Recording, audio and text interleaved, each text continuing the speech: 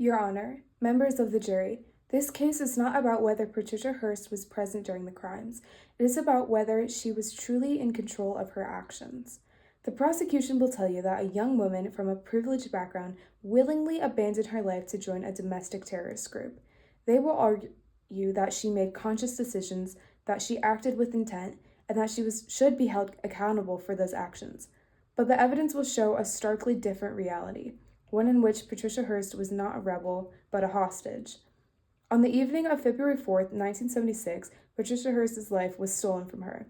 The evidence will show that she was violently abducted from her home by the members of the Symbionese Liberation Army, also known as the SLA, a militant group with a documented history of violence. Witnesses will testify that they broke into her apartment, brutally assaulted her fiancé, and dragged her away at gunpoint. You will hear how she was shoved into the trunk of a car and driven off as gunfire rang out into the night.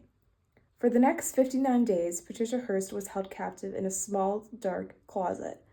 The evidence will show that she was blindfolded, isolated, deprived of food, and subjected to repeated threats on her life. Testimony will establish that she was not only physically confined, but psychologically tormented. The SLA did not just take her prisoner. They shattered her sense of self. You will hear expert testimony from a leading neuroscientist who will explain how prolonged exposure to trauma changes the brain.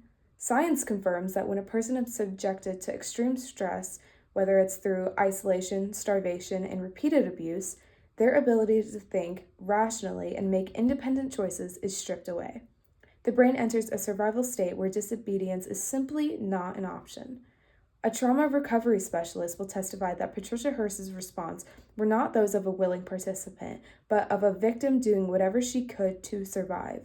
You will learn about coercive control, a well-documented psychological phenomenon in which captors break down a victim's will, making escape seem impossible and resistance seem like a death sentence.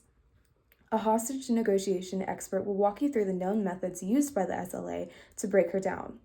The jury will learn that this was not an isolated event. These same psychological tactics have been observed in prisoners of war and survivors of cults. The evidence will show that Patricia Hearst, like so many victims before her, adapted to survive. The prosecution may present images and videos of Patricia Hearst appearing to take part in acts committed by the SLA.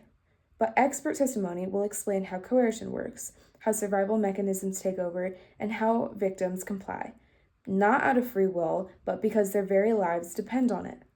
The evidence will show that Patricia Hearst had no history of criminal behavior before this abduction. Her family and friends will testify to the kind, law-abiding person she was before she was taken. The prosecution wants you to believe that this is a simple case of a woman making poor choices, but life, and the human mind, does not work that way. Patricia Hearst was abducted, she was tortured, she was brainwashed. And when someone is subjected to that level of trauma, they don't make choices. They react. At the end of this trial, we will ask you to recognize what the evidence confirms: that Patricia Hearst was a hostage and not a criminal, that the SLA robbed her of her freedom, her identity, and her ability to resist, that she is not guilty of the crimes the prosecution claims she's committed, because true free will requires the ability to say no, and that ability was taken from her. We trust that when you hear all of the evidence, you will return a verdict of not guilty.